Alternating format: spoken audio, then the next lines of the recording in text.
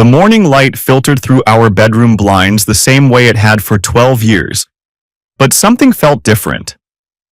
I watched Sophia getting dressed for work, her movements precise and hurried. She'd been like this for months now, distant, preoccupied, like she was living in a parallel universe that didn't include me. "Coffee's ready downstairs," I said, sitting up in bed. She didn't look at me. "Thanks, but I'm grabbing something on the way. Running late." "Again?" This time she did look at me, and there was something in her eyes I couldn't quite place. Irritation? Guilt? "Yes, again. Some of us have demanding jobs, Mark." I let it slide. Sophia had always been ambitious, driven. It's part of what attracted me to her when we met at that networking event 13 years ago.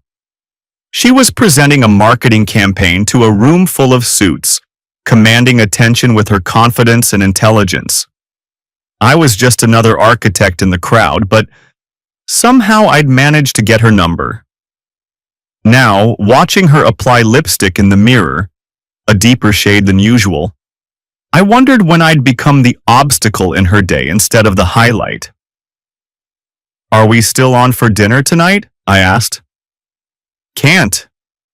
Client meeting ran over and I need to prepare for tomorrow's presentation." It was the third time this week. "Sophia, we've barely talked in days." She turned from the mirror, and for a moment her expression softened. "I know.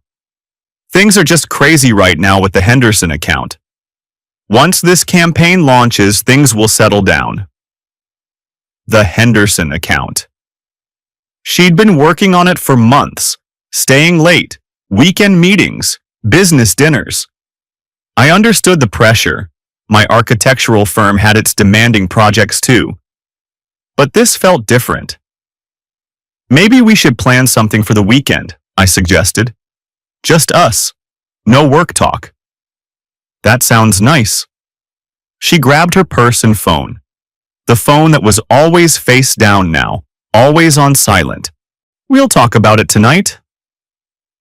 But we wouldn't talk about it tonight. There would be another excuse, another delay. I'd learned to expect it. After she left, I sat in our kitchen, drinking coffee and looking around the house we'd designed together. Everything was perfect. The exposed brick wall we'd argued about for weeks before agreeing it was exactly right. The kitchen island where we used to cook together on Sunday mornings. The built-in bookshelf that housed our combined collection of architectural and marketing texts. When had perfect started feeling empty? My phone buzzed with a text from David, my business partner. "Client wants to see the Morrison plans today. Can you have them ready by noon?" Work. At least work still made sense. Buildings had blueprints, foundations, logical structures. Unlike whatever was happening to my marriage. The next few weeks blurred together in a pattern I was starting to recognize. Sophia left early, came home late, and when she was home, she was somewhere else mentally. Her laugh, when it came, sounded forced. Our conversations became transactions. Who's picking up groceries? When's the mortgage due? Did you remember to call the insurance company? I started paying attention to details I'd previously ignored. The new gym membership she mentioned but never seemed to use. No workout clothes in the laundry, no sports drink bottles in the fridge. The subtle changes to her routine. New perfume, different coffee shop, meetings that always seemed to run long. One Thursday evening, I decided to surprise her. I knew she'd been stressed about the Henderson presentation, so I made reservations at Chez Laurent, the French place where we'd had our first anniversary dinner. I even bought flowers, white roses, her favorite. I called her office at 6. "Brennan Marketing, this is Jessica." "Hi Jessica, it's Mark. Is Sophia available?" "Oh, hi Mark. She actually left about an hour ago. Said she had a dinner meeting with a client." My hand tightened on the phone. A dinner meeting? Yeah, something about the Henderson account. She seemed really excited about it. I thanked Jessica and hung up, staring at the roses on my kitchen counter. The Henderson account again. Always the Henderson account. I called Sophia's cell. It went straight to voicemail. That night she came home at 11:30, apologizing about her phone dying and the meeting running late. How did the presentation go? I asked. She looked confused for a split second. Oh, it was just prep work. We're presenting next week. But Jessica had said she was excited. Sophia was never excited about prep work. I started keeping track after that. Not stalking, not investigating, just paying attention. The discrepancies in her stories. The time she said she was at the office but didn't answer the work line. The night she came home smelling like cologne that wasn't mine. By December, I had a notebook full of inconsistencies that painted a picture I didn't want to see. The idea came to me on a cold January morning when I found a brochure in my mailbox, probably intended for the previous homeowner, but it caught my attention.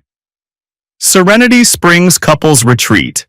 Reconnect, rebuild, rediscover.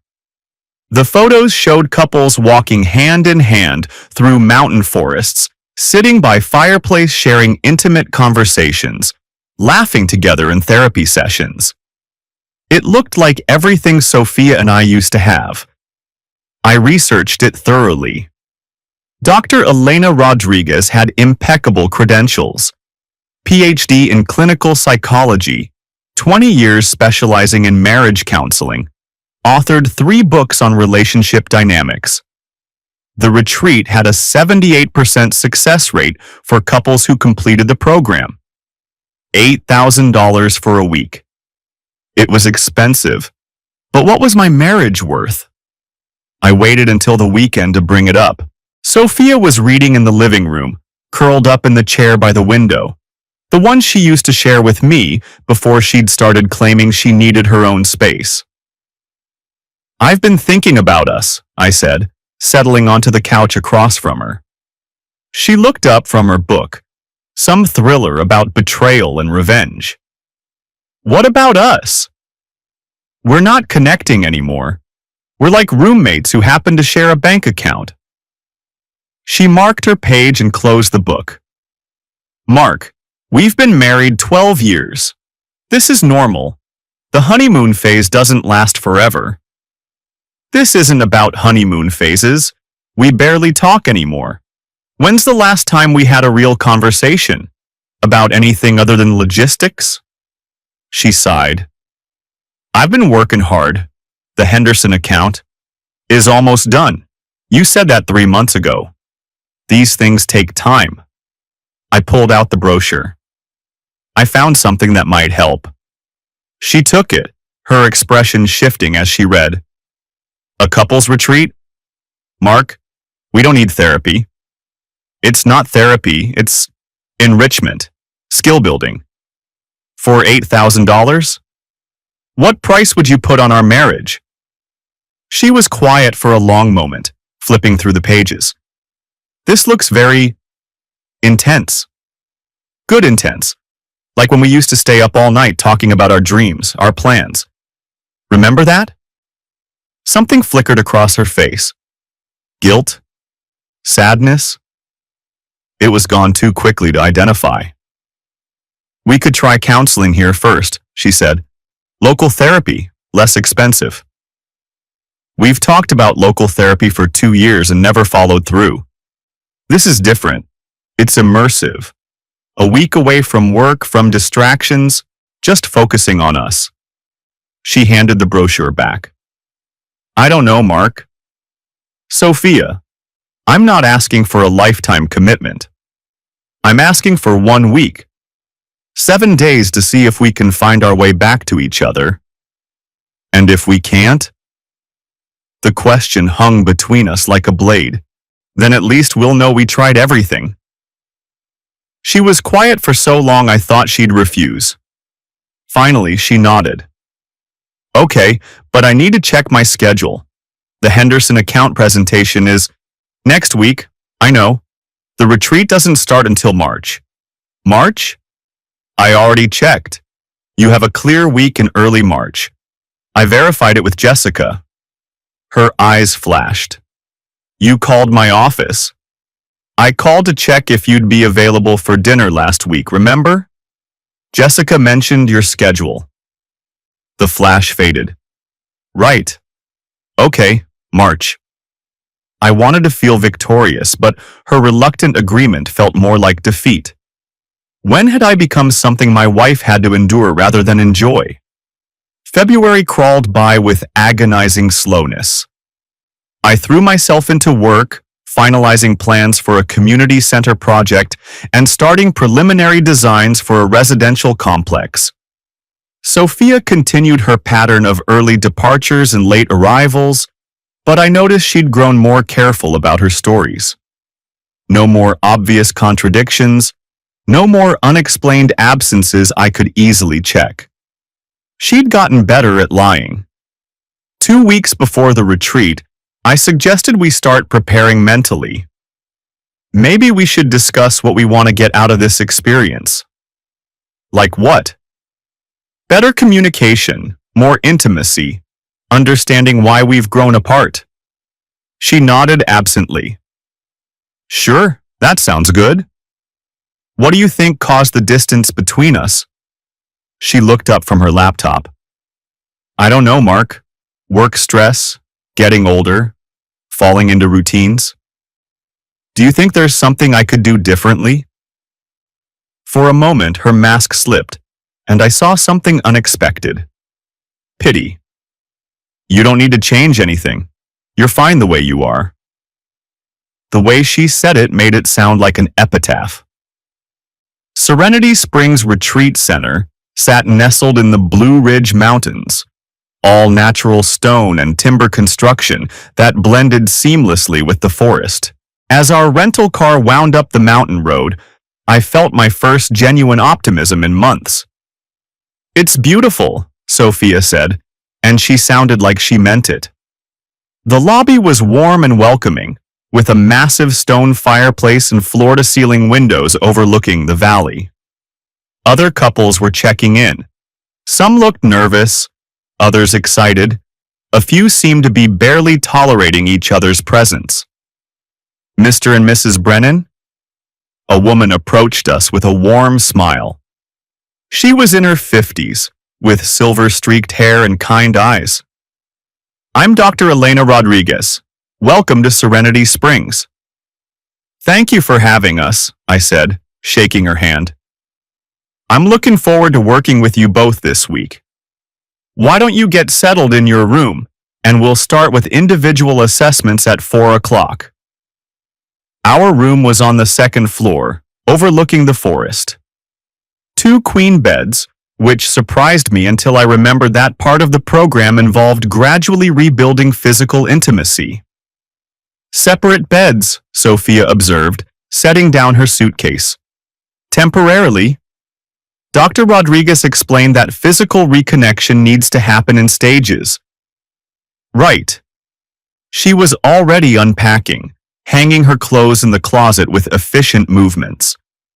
I watched her arrange her toiletries on the bathroom counter, noting she'd brought the new perfume. At 4 o'clock, we met with Dr. Rodriguez in her office.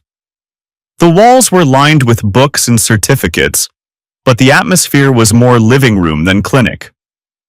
Let's start with you, Mark. What brought you here? We've lost our connection. We used to be best friends, partners in everything. Now we feel like strangers. Can you give me a specific example? Last month, I made dinner reservations for our anniversary.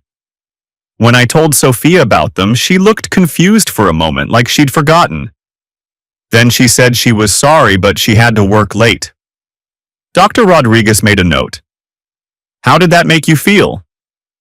Invisible, like I'm not a priority in her life anymore. Sophia, how do you respond to that? Sophia shifted in her chair. Work has been incredibly demanding. I'm up for a promotion, and this account could make or break my career. I know I've been distracted, but it's temporary. How long has this particular project been consuming your attention? About 8 months. And during those 8 months, how has your relationship been affected? We've had less time together, Sophia admitted. But Mark knew when he married me that my career was important. Of course. But Mark, you're not asking her to give up her career, are you? No. I'm asking for balance. For her to be present when we're together, not checking her phone or thinking about work. Sophia, do you feel you can be fully present with Mark? There was a pause that lasted too long. I try to be. Dr. Rodriguez made another note. We'll be working on presence and attention this week. For now, I want to give you your first assignment. She handed us each a leather-bound journal. Every evening, I want you to write about your experience that day. What you learned, what you felt, what insights you gained. These are private unless you choose to share. Think of them as a space to process your thoughts honestly. I took my journal, running my fingers over the smooth leather cover. How detailed should we be? As detailed as you need to be. Some people write paragraphs, others just bullet points. The important thing is honesty, with yourself and about your feelings. That evening, after our welcome dinner and orientation, I sat on my bed with the journal open in my lap. Sophia was in the bathroom, going through her elaborate nighttime routine. Day 1, I wrote. First day at Serenity Springs. Dr. Rodriguez seems genuine and insightful. I feel hopeful but also nervous. When she asked Sophia if she could be fully present with me, the pause before she answered told me everything I needed to know. But maybe that's why we're here, to learn how to be present again. I miss my wife. I miss the woman who used to laugh at my terrible jokes and steal fries off my plate and fall asleep with her head on my shoulder. I hope she's still in there somewhere. When Sophia came out of the bathroom, she was already in her pajamas. She climbed into her bed and picked up her own journal. What are you writing about? I asked. Just thoughts about today. She didn't look up. I wanted to ask more, but something in her posture warned me off. Instead, I finished my entry and turned off the light. In the darkness, I could hear the soft scratch of her pen on paper, continuing long after I'd closed my journal. Day 2 began with breakfast in the main dining room, followed by our first group session. There were 6 couples total. Us, an older pair celebrating their 40th anniversary but struggling with retirement, newlyweds who'd already hit a rough patch, a couple dealing with infertility issues, and 2 others working through various communication problems. Today we're going to focus on vulnerability, Dr. Rodriguez announced. The exercises might feel awkward at first, but I encourage you to lean into the discomfort. The first exercise was simple. Sit facing your partner and maintain eye contact for 2 full minutes without speaking. I looked into Sophia's eyes, the same green eyes that had captivated me at that networking event years ago. For the first 30 seconds, she maintained the connection. Then her gaze started to wander, flicking to other couples, to the window, anywhere but back to me. Sophia, I said softly. We're not supposed to talk, she whispered. We're supposed to see each other. She looked back at me, but there was something guarded in her expression, like she was afraid of what I might see if she let me look too closely. When the timer went off, Dr. Rodriguez asked for observations.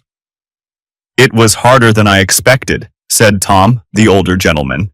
40 years of marriage, and I realized I haven't really looked at my wife. I mean, really looked. In months.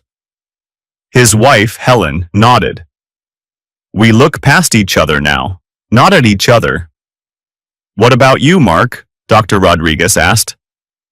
I felt like Sophia was hiding something, like she was afraid to let me see her. All eyes turned to Sophia. I wasn't hiding anything. It just felt intense. Intimacy often does, Dr. Rodriguez said. That's why we avoid it. True connection requires us to be seen, which means being vulnerable. The next exercise was worse.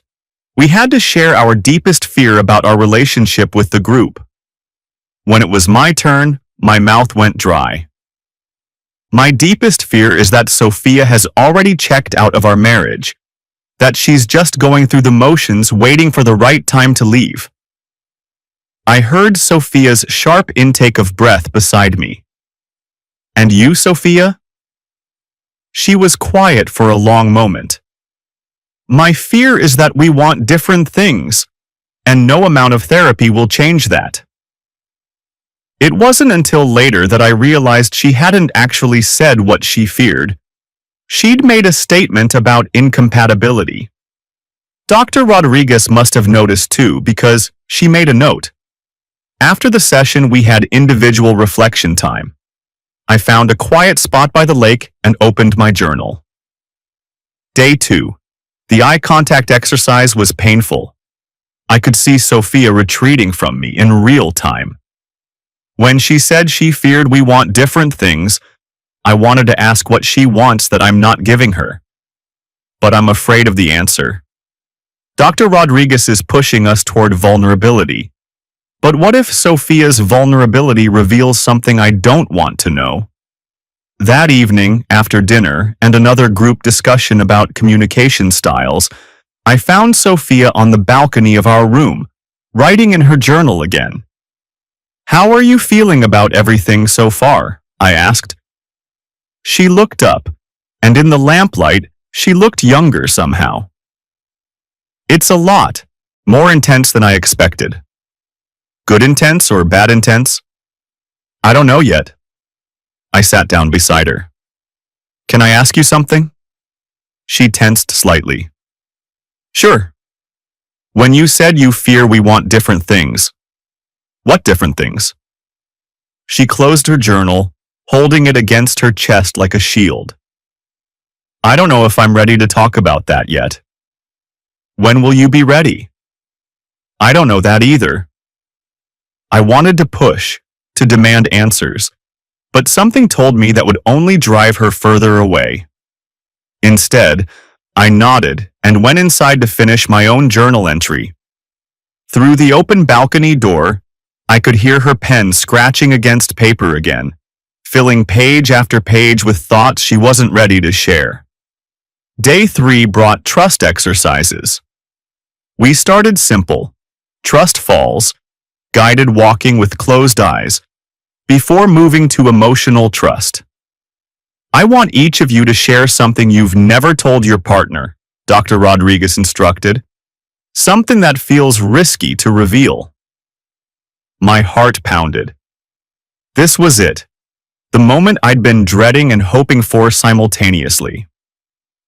I'll start, said Mike, one half of the newlywed couple. Sometimes I wonder if we got married too quickly. If we really know each other well enough. His wife Sarah's face crumpled, but she reached for his hand. I've wondered the same thing. I love you, but sometimes I feel like we're playing house instead of really building a life. It was raw and honest, and exactly what this exercise was supposed to accomplish.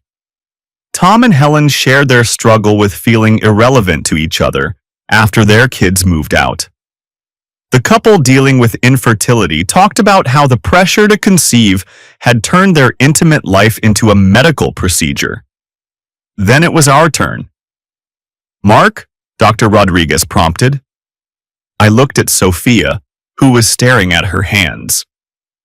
I've been tracking your schedule for months, I said. Not stalking, just paying attention. And I know you've been lying to me about where you are and who you're with. The silence in the room was deafening. Sophia's head snapped up, her face pale. I haven't confronted you because I'm terrified of what I'll find out if I dig deeper. Part of me would rather live in uncertainty than have my worst fears confirmed. Dr. Rodriguez nodded encouragingly. Sophia? Sophia's hands were shaking slightly. When she spoke, her voice was barely above a whisper. I feel trapped in our marriage. Like I'm suffocating. And I hate myself for feeling that way because Mark is a good man who deserves better. It felt like she'd reached into my chest and squeezed my heart. But there was something in her phrasing that bothered me. She'd talked about feeling trapped, not about what she'd done about those feelings. Can you tell us more about what makes you feel trapped? Dr. Rodriguez asked gently. The expectations, the routine, the feeling that I'm supposed to be grateful for a stable, comfortable life when all I want is more. More of what? Sophia was quiet for a long time. Excitement. Passion. Feeling alive. And you don't feel alive in your marriage? Not for a long time. The session ended shortly after, and couples were dismissed for individual reflection. I walked to the lake, my journal clutched in my hand, trying to process what had just happened. She felt trapped. She wanted excitement, passion. She wanted to feel alive. None of those things necessarily meant she was having an affair, but combined with the lies about her schedule, the pieces were forming a picture I couldn't ignore. I sat by the water and wrote. Day 3. Sophia said she feels trapped in our marriage. She wants excitement and passion. I want to ask her if she's found those things elsewhere, but I'm not sure I'm ready for the answer. The way she phrased it, Mark is a good man who deserves better, sounds like something you say when you're justifying hurting someone, like she's already made peace with whatever she's doing. I came here to save our marriage, but I'm starting to think I came here to watch it die. When I returned to our room, Sophia was in her bed, writing furiously in her journal. She looked up when I entered. Are you okay? She asked. Are you? I don't know. Today was hard. The truth usually is. She nodded and went back to her writing. I noticed she was several pages into her journal now, filling it with thoughts she deemed too private to share. I wondered what she was writing about me. Days 4 and 5 blurred together in a haze of communication workshops, intimacy exercises, and group sharing sessions. Sophia participated fully, saying all the right things, displaying appropriate emotions at appropriate times. But there was something performative about it, like she was following a script rather than genuinely engaging.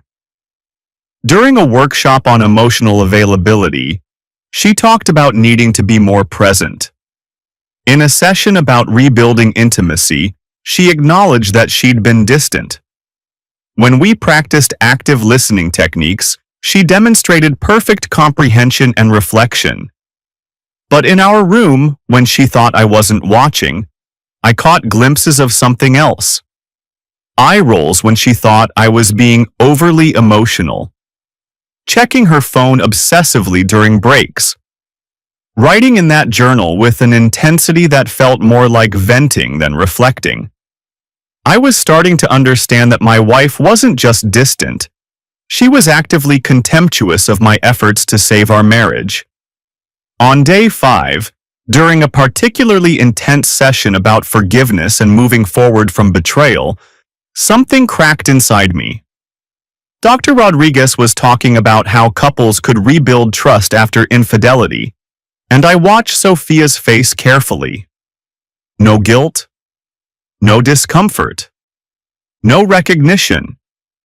Either she wasn't having an affair, or she was so far gone that she felt no remorse about it. That evening, I made a decision. I waited until Sophia went to dinner, then I called David from our room. How's the couples therapy going? He asked. It's educational. David, I need you to do something for me. Sure, what do you need? I need you to recommend a good divorce attorney. Someone aggressive but ethical. There was a pause. Jesus, Mark, that bad? Maybe, I hope not. But I need to know my options. I'll make some calls. Are you sure about this? I'm not sure about anything anymore, that's the problem. After I hung up, I sat on my bed with my journal, staring at the blank page. How do you write about the moment you realize your marriage might be over? Day 5. I called David about divorce attorneys today. I never thought I'd write those words. I still love Sophia, but I'm beginning to understand that love isn't enough if only one person is participating. Tomorrow is our last full day. Dr. Rodriguez says many couples have breakthrough moments in the final sessions. I wonder if our breakthrough will be Sophia finally telling me the truth, or me finally accepting it. I closed the journal and tried to sleep, but my mind kept racing. In the next bed, Sophia was writing again, the soft scratch of her pen the only sound in the room. Day 6 dawned gray and overcast, matching my mood. Our morning session focused on creating action plans for continuing the work after we returned home. Each couple was supposed to identify specific goals and strategies for maintaining their progress. What's your primary goal, Mark? Dr. Rodriguez asked. Honesty. Complete honesty between us about everything. And how will you achieve that? Weekly check-ins. No phones during designated couple time. Full transparency about schedules and activities. Sophia, what's your primary goal? Better communication, making sure Mark feels heard and valued. It was a good answer, a safe answer. An answer that revealed nothing about her actual intentions. And how will you achieve that?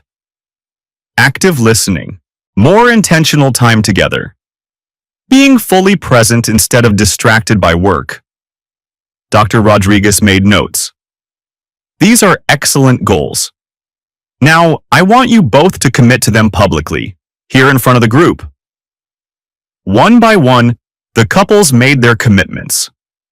When it was our turn, I looked directly at Sophia.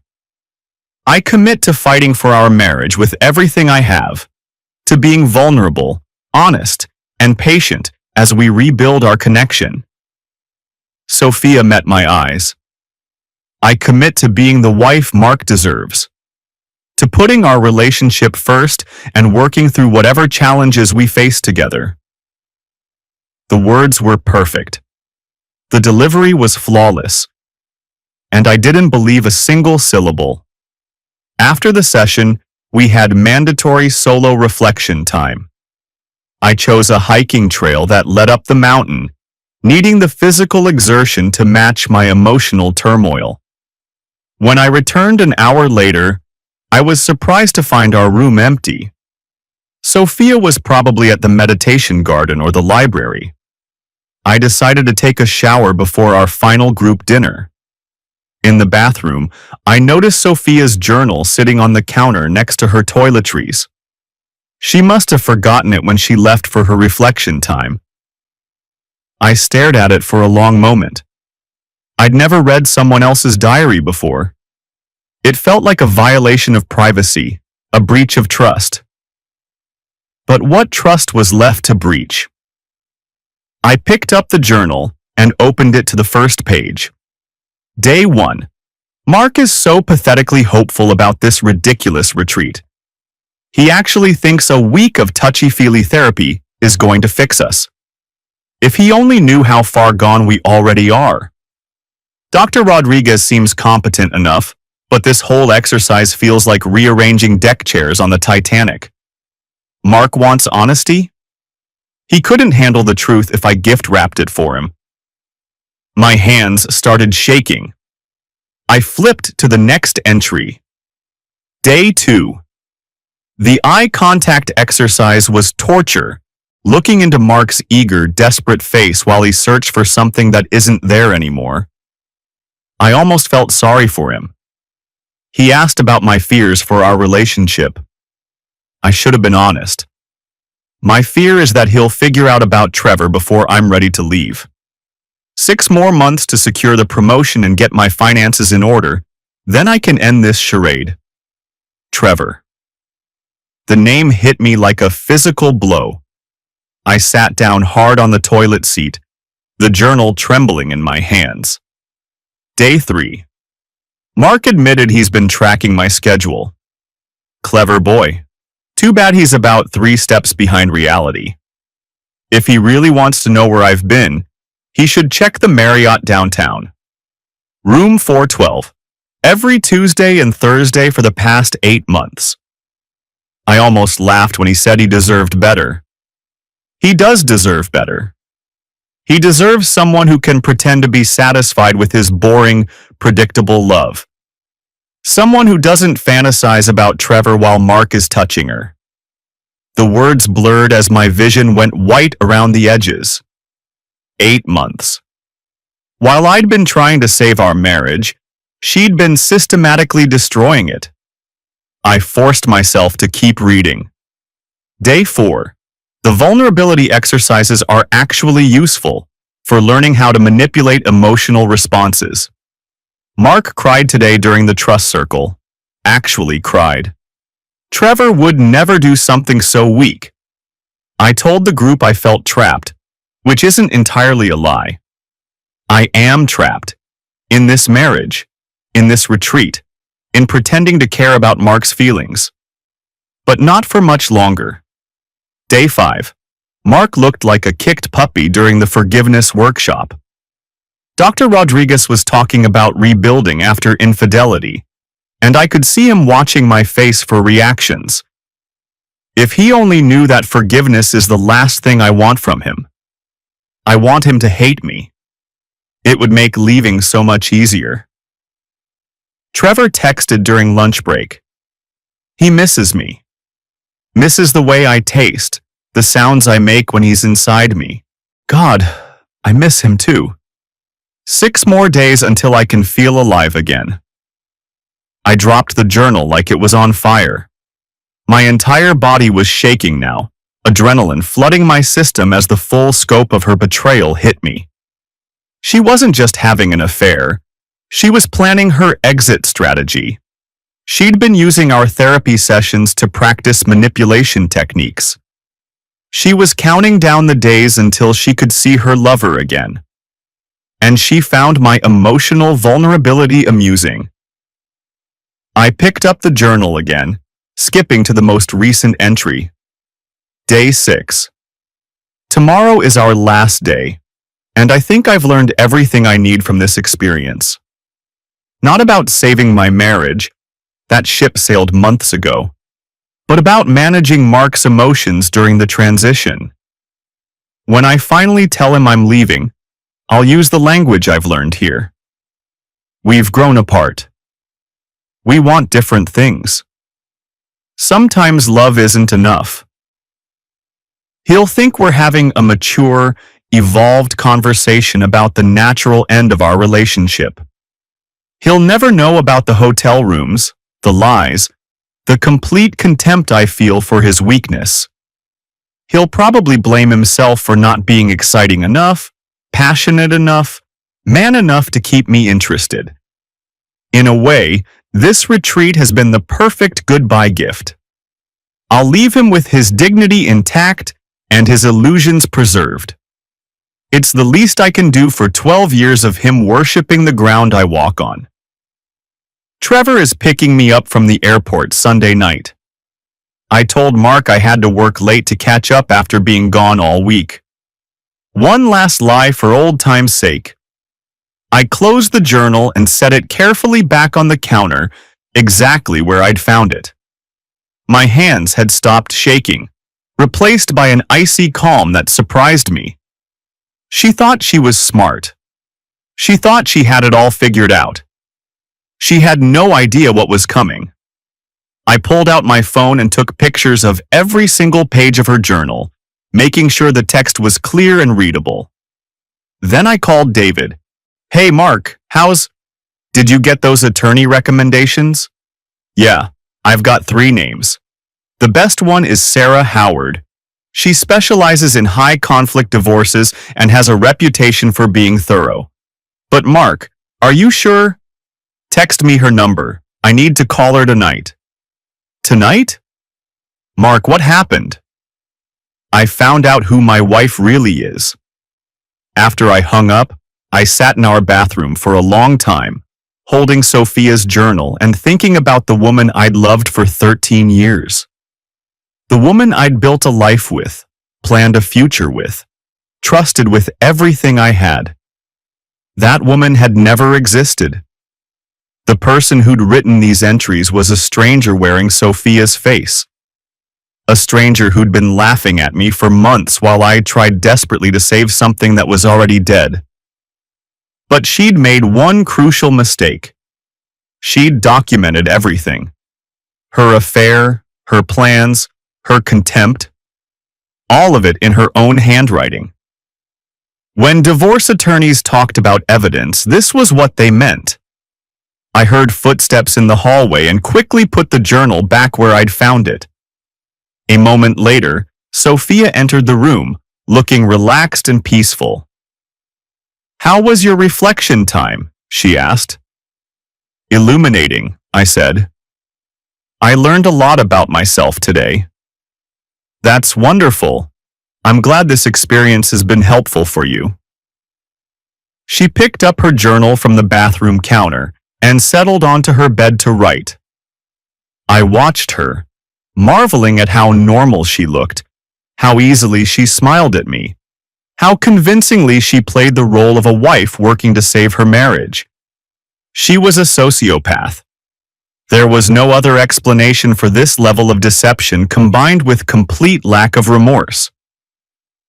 What are you writing about tonight? I asked. Just processing everything we've learned this week, thinking about how to implement our action plan when we get home.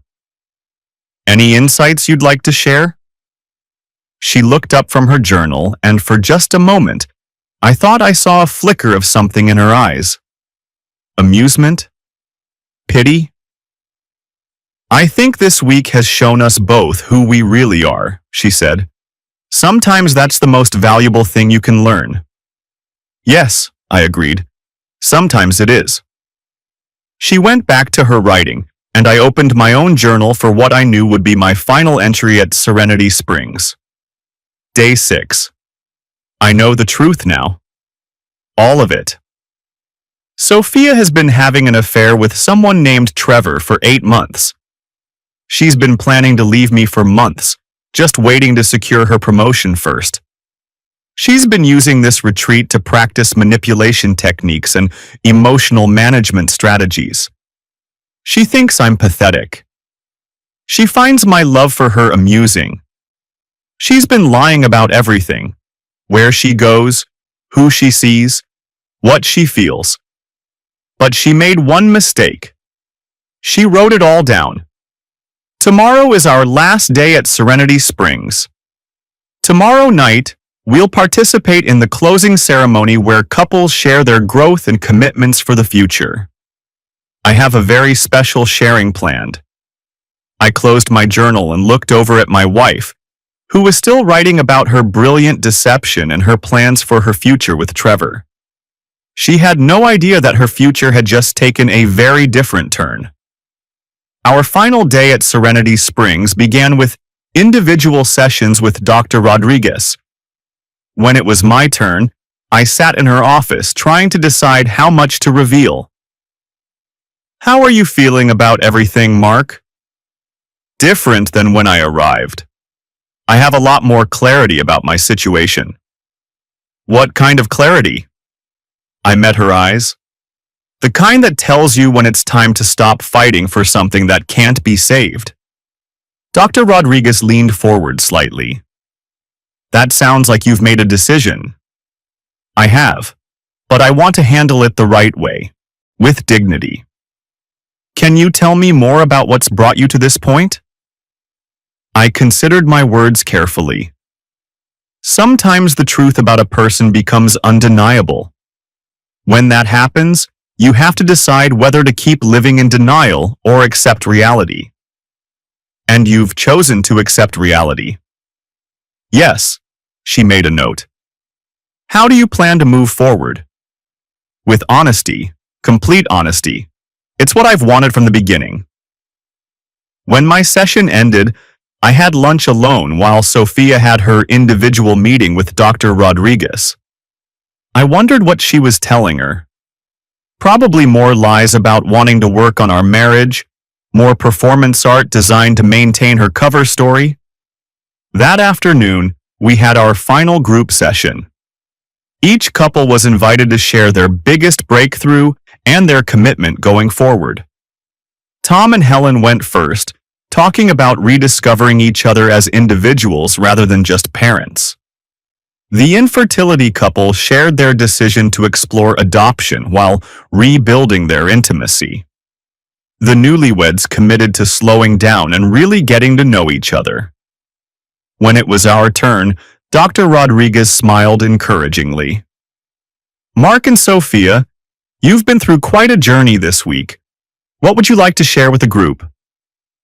I stood up, feeling remarkably calm. I'd like to share something that my wife wrote about our experience here. Sophia's face went very still. Mark, she said quietly. What are you doing? I pulled out my phone and opened the photos I'd taken of her journal entries. Sophia has been keeping a journal this week, as we all have. She's been very private about it, but yesterday I discovered what she's been writing. Mark, stop. Her voice was sharp now, but I could see the panic in her eyes. This is from day one. I began reading from my phone. Mark is so pathetically hopeful about this ridiculous retreat. He actually thinks a week of touchy-feely therapy is going to fix us, if he only knew how far gone we already are. The room was dead silent. Dr. Rodriguez was staring at me with shock and concern. Day 2. The eye contact exercise was torture. Looking into Mark's eager, desperate face while he searched for something that isn't there anymore. I almost felt sorry for him. Mark, please, Sophia whispered. Don't do this. Day 3. Mark admitted he's been tracking my schedule. Clever boy. Too bad he's about 3 steps behind reality. If he really wants to know where I've been, he should check the Marriott downtown. Room 412. Every Tuesday and Thursday for the past 8 months. Someone in the group gasped. Sophia's face had gone completely white. Should I continue? I asked, looking directly at her. Should I read the part where you talk about your lover Trevor? About how you find my emotional vulnerability amusing? About how you've been using the techniques you learned here to manipulate me? Sophia stood up abruptly. You had no right to read my private journal. And you had no right to destroy our marriage while pretending to save it. Dr. Rodriguez stood as well. I think we need to pause this session. No, I said firmly. This is exactly what this session is supposed to be about. Truth, honesty, authentic sharing. I looked around the room at the other couples who were watching in horrified fascination. For 12 years, I thought I was married to a woman who loved me.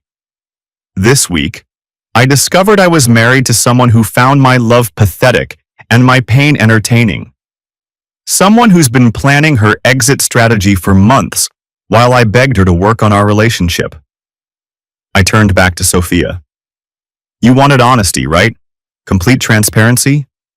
Well, here it is. You're humiliating me, she said, and there were tears in her eyes now. No, I replied. You humiliated yourself. I'm just reading your own words. Dr. Rodriguez stepped between us. I think you both need to...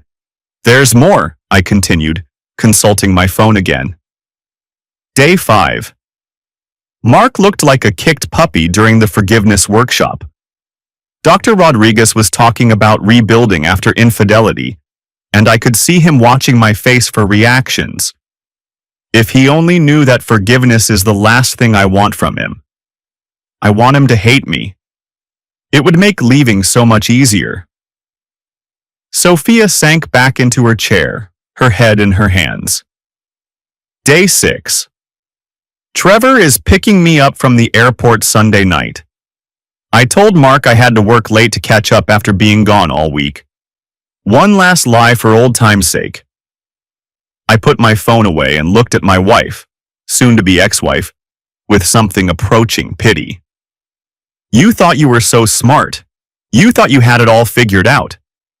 You were going to use the language you learned here to give me a mature, evolved breakup speech that would leave my dignity intact and my illusions preserved. I shook my head. But you made one mistake, Sophia. You wrote it all down. Every lie, every betrayal, every moment of contempt you felt for me while I was trying to save our marriage. You documented your own character. The room was absolutely silent except for the sound of someone crying. I think it was Helen. So here's my commitment going forward, I said, addressing the group.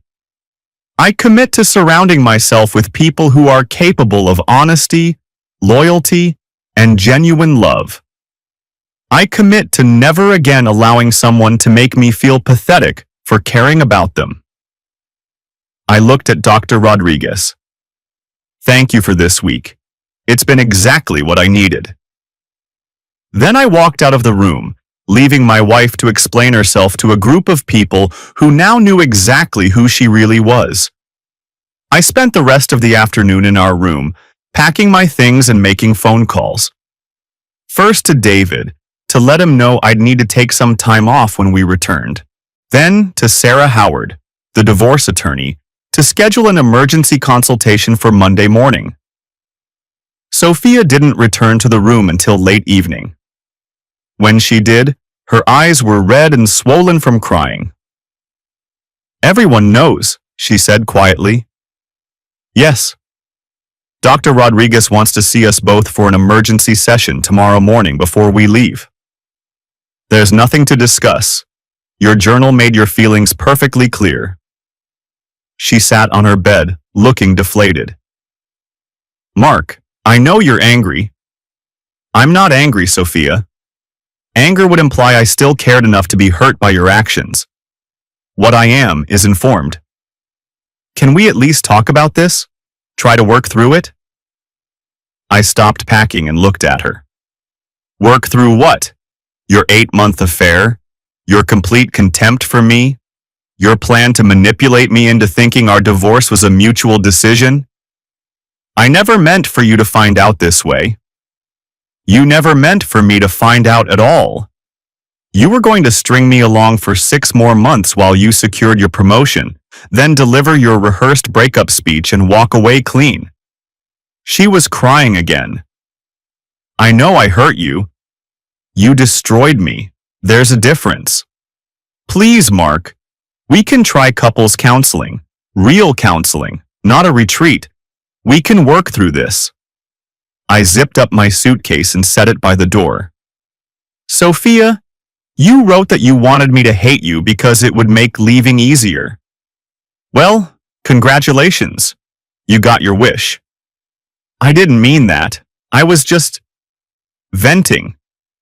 Processing difficult emotions. For 8 months? You've been processing for 8 months while sleeping with another man and laughing at my attempts to save our marriage. She had no answer for that. I'll be sleeping in the lobby tonight, I said. We'll drive home tomorrow, and then we'll never have to see each other again except through attorneys. Mark, please. Your lover Trevor is expecting to see you Sunday night, right? Don't let me keep you from that appointment. I picked up my suitcase and headed for the door. How long have you known? She asked suddenly. I turned back. Known what? About Trevor, about the affair. I suspected for months. I knew for certain yesterday when I read your journal. Are you going to tell his wife? The question surprised me. He's married. Yes, 2 kids. Jesus, Sophia? You're sleeping with a married father? It's complicated. No, it's not. It's simple. You're selfish. You want what you want, and you don't care who gets hurt in the process. I opened the door. But to answer your question, yes, I'm going to tell his wife. She deserves to know who she's married to, just like I deserve to know who I was married to. I left her sitting on the bed, still crying, and went to spend my last night at Serenity Springs in the lobby, planning the end of my marriage. The drive home was 7 hours of uncomfortable silence. Sophia tried several times to start conversations about our plans for the house, about telling our families, about handling this maturely, but I wasn't interested in her management strategies. At one point, about 3 hours into the drive, her phone rang. The caller ID said, Trevor M. She declined the call. It rang again 10 minutes later. Answer it, I said. Mark, answer it. I want to hear you lie to him too. She declined the call again, then turned her phone off completely. When we reached our house, my house, I corrected myself, I carried my bags inside while Sophia sat in the car, making phone calls. By the time she came inside, I had already removed my laptop, important documents, and personal items to the guest bedroom. I'd also called a locksmith to come Monday morning. What are you doing? She asked. Protecting myself. You'll have until Friday to find somewhere else to live. You can't just kick me out. I live here too. Actually, I can. The house is in my name only. I bought it before we were married. Her face went pale. Mark, be reasonable. We need to discuss division of assets, living arrangements. We'll discuss everything through attorneys. Sarah Howard is representing me. You should find your own lawyer. Sarah Howard? She's a shark. Why would you hire someone like that? Because I married a shark. It seemed appropriate. She stared at me for a long moment. You're really going to make this as difficult as possible, aren't you? I'm going to make this as honest as possible.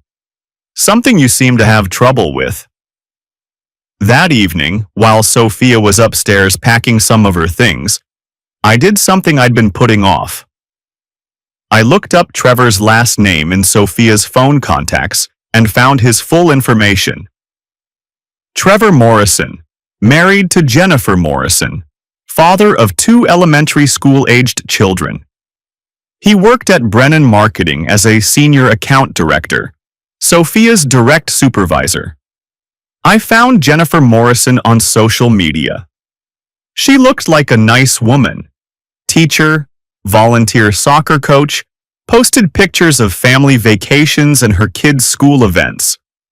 She had no idea her husband was spending Tuesday and Thursday evenings in hotel rooms with his subordinate. I wrote her a carefully worded message, explaining who I was and suggesting she might want to have a conversation with her husband about his relationship with his employee Sophia Brennan.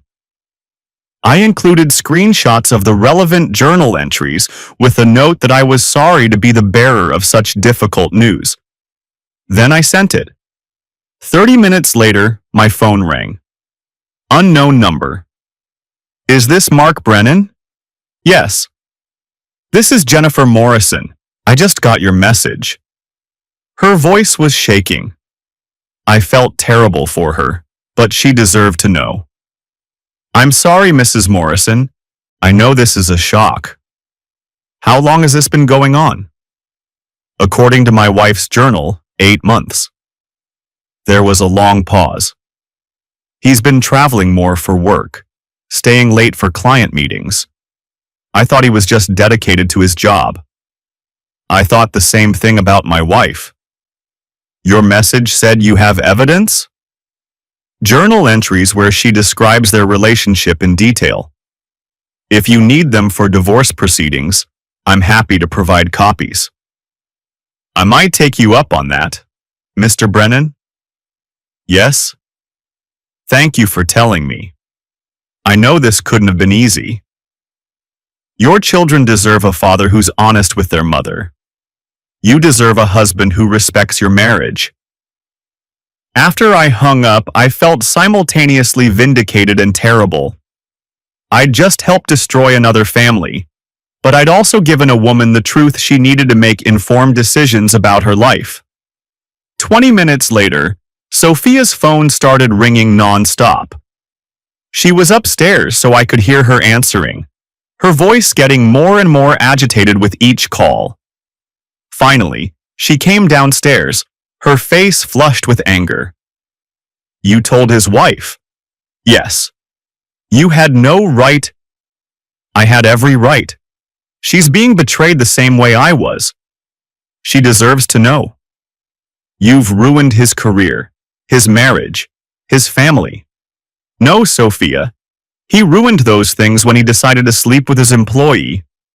I just brought the truth to light. Jennifer is threatening to go to HR. Trevor could lose his job. Good. Actions have consequences. Something you're about to learn firsthand. She stared at me like she was seeing me for the first time.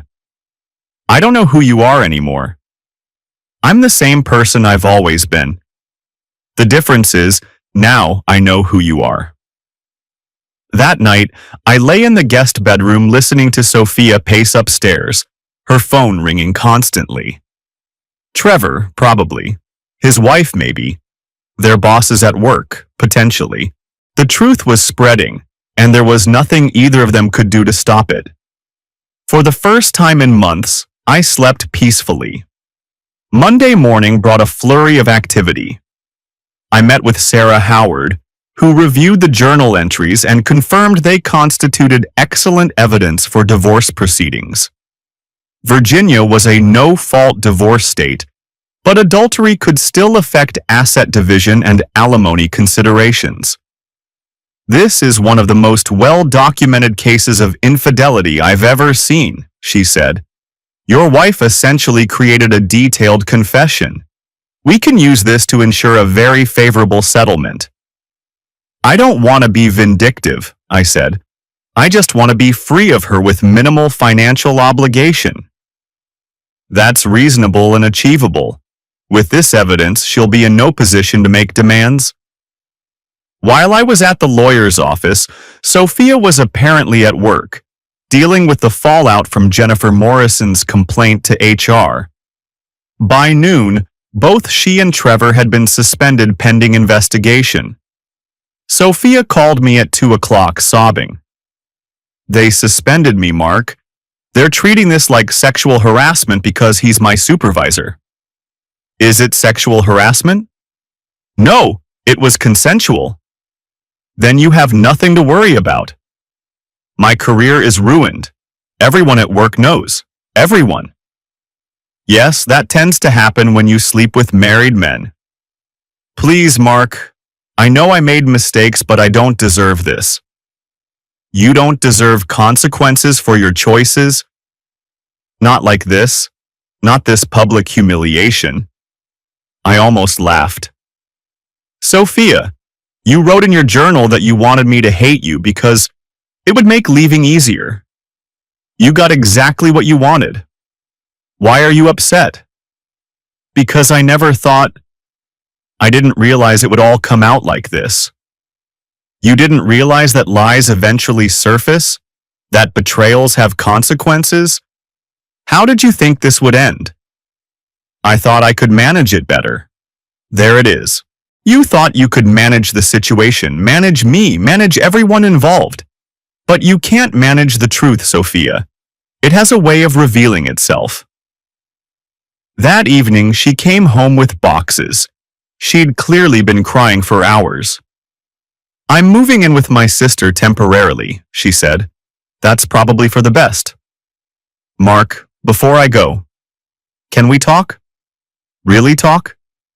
I looked at her, really looked at her, for the first time since reading her journal. She looked smaller somehow, diminished. What do you want to talk about? Why you hate me so much? I don't hate you, Sophia. I pity you. Pity me? You destroyed a 12-year marriage for what? Hotel sex with a married man who's now probably going to lose his job and his family?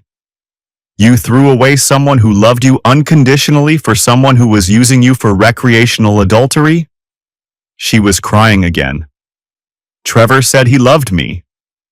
Trevor told you what you needed to hear to keep you available for Tuesday and Thursday afternoons. If he loved you, he would have left his wife months ago. It wasn't like that. Sophia, he's already chosen. His wife found out yesterday, and instead of leaving her for you, he's trying to save his marriage. What does that tell you about your value to him? She crumpled onto the couch. I know I made mistakes. You didn't make mistakes. You made choices. Calculated, deliberate choices over a period of 8 months. You chose to lie to me every day. You chose to mock my attempts to save our marriage. You chose to plan your exit strategy while pretending to work on our relationship. I was confused. No, you were selfish. There's a difference. She looked up at me with red, swollen eyes. Do you really feel nothing for me? Nothing at all? I considered the question honestly. I feel sorry for the person I thought you were. But that person never existed, did she? The woman I loved was a fiction you created to get what you wanted from me. That's not true. I did love you, in the beginning. When did that change? I don't know. Gradually. Maybe around year 7 or 8. I started feeling restless, bored. Like this was all there was to life. So you decided to have an affair instead of talking to me about your feelings. I tried to talk to you. You never listened. When? When did you try to talk to me about being unhappy? She was quiet for a long moment. I dropped hints. I talked about wanting more excitement, more adventure. Hints! You dropped hints instead of having an honest conversation about the state of our marriage. I didn't want to hurt you. So instead you hurt me in the worst possible way. She started crying harder. I know. I know I handled everything wrong. But Mark, we were happy once. We were good together. We were never good together, Sophia. I was good to you, and you allowed it because it served your purposes. But you were never good to me. This week just made that obvious. Can't we try again? Can't we go to real counseling and work through this? I looked at her sitting on my couch, surrounded by boxes of her belongings, begging for another chance to deceive me. Sophia, you wrote in your journal that you felt trapped in our marriage. Well, now you're free. Isn't that what you wanted? Not like this. How did you think it would happen? You were going to manipulate me into a friendly divorce, then run off into the sunset with Trevor. Except Trevor was never going to leave his wife for you, and now you've lost both of us. You're being cruel. I'm being honest. Something you might want to try sometime. She finished packing in silence, and I helped her carry her boxes to her car. When she was done, she stood in the driveway looking back at the house we'd called home for 5 years. I really did love you once, she said quietly. Maybe you did. But somewhere along the way, you decided you loved excitement more. You loved the thrill of deception more. You loved feeling superior to the man who adored you more. That's not... Read your journal, Sophia. Your own words. You found my love pathetic and my pain entertaining. That's not the behavior of someone who ever truly loved me. She got in her car and rolled down the window. What happens now? Now you face the consequences of your choices. Trevor's probably doing the same thing with his wife. Maybe you two can commiserate about how unfair it is that actions have repercussions. Will you ever forgive me? I thought about it. I'll probably forgive you eventually for my own peace of mind.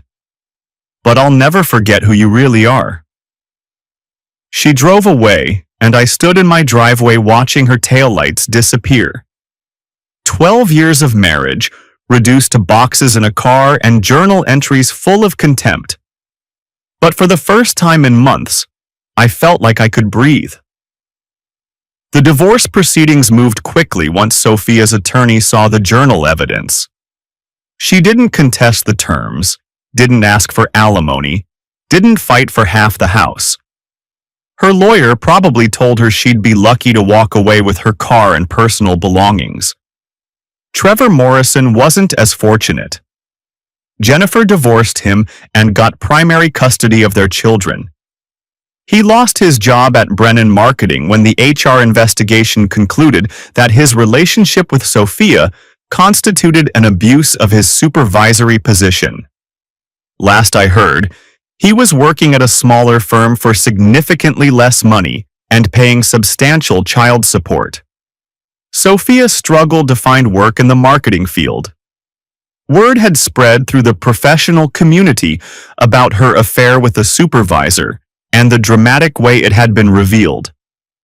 She eventually took a position with a small nonprofit at about half her previous salary.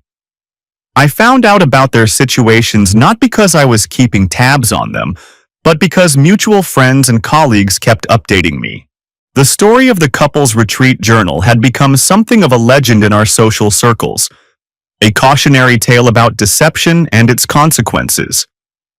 3 months after our divorce was finalized, I was having coffee at a new place downtown when a woman at the next table dropped her purse. I helped her gather her belongings and we ended up talking. Her name was Amanda, and she was a pediatric nurse who'd recently moved to town after her own divorce. She was warm, funny, and refreshingly direct. When I asked her out, she said yes without games or manipulation. Our relationship developed slowly, built on honesty from the beginning. I told her about Sophia and the retreat early on, and she told me about her ex-husband's gambling addiction and how his lies had destroyed their marriage. The thing about being betrayed, she said over dinner one evening, is that it teaches you to recognize authenticity. I can spot a liar from across the room now. Is that a good thing or a bad thing? Good, I think. It means we won't accept anything less than honesty from each other. A year later, Amanda moved into my house. Our house. She wanted to redecorate completely, to erase any trace of my previous life with Sophia. I was grateful for the fresh start. Sometimes I wondered what would have happened if I'd never found Sophia's journal. Would she have carried through with her plan? Would I have spent 6 more months trying to save our marriage while she counted down the days until she could leave? Probably. And I would have blamed myself for our failure, wondering what I could have done differently to keep her interested, to make her happy. Instead, I learned the truth. Some people are incapable of genuine love, only transaction. Some people view relationships as games to be won, rather than partnerships to be nurtured. Some people will take your vulnerability and use it as entertainment, but I also learned that there are people like Amanda, who understand that love requires honesty, that trust must be earned and protected, that a relationship is only as strong as the weakest person's commitment to it. 2 years after the retreat, I saw Sophia at a grocery store. She was alone, looked tired, older somehow. We made eye contact across the produce section, and for a moment, I felt a flicker of something. Not love, not anger, just recognition. She nodded at me, and I nodded back. Then we went our separate ways. I thought about her occasionally after that. Wondered if she'd learned anything from the experience, if she'd found whatever she was looking for when she destroyed our marriage. But mostly, I was grateful. Grateful for that forgotten journal in the bathroom at Serenity Springs. Grateful for the truth, painful as it was. Grateful for the clarity that came from finally seeing someone clearly instead of through the lens of wishful thinking. The retreat had promised to help couples reconnect, rebuild, and rediscover each other. In a way, it had delivered exactly what it promised. I'd rediscovered who my wife really was. And that discovery had set me free. Most importantly, I'd learned to trust my instincts again. When someone shows you who they are through their actions, believe them. When someone's words don't match their behavior, pay attention to the behavior. When someone treats your love like a joke, stop performing for their amusement. Amanda and I got engaged on the anniversary of my divorce being finalized. Not because of the date, but because that's when I finally felt ready to trust someone with my heart again. At our engagement party, someone asked me if I regretted the time I'd spent with Sophia, if I wished I'd never married her. No, I said, surprising myself with the honesty of the answer. I learned what real love looks like by experiencing what it doesn't look like. I learned to value honesty by living with deception. I learned to recognize authenticity by being fooled by performance. So you're grateful for the experience? I looked at Amanda, who was laughing with her sister across the room, and felt that familiar warmth that comes from being with someone who sees you clearly and chooses to love you anyway. I'm grateful for where it led me, I said. Sometimes the worst thing that happens to you is actually the best thing that happens to you. You just don't know it at the time. The retreat had been expensive, $8,000 for a week that ended my marriage. But it was worth every penny. Truth always is.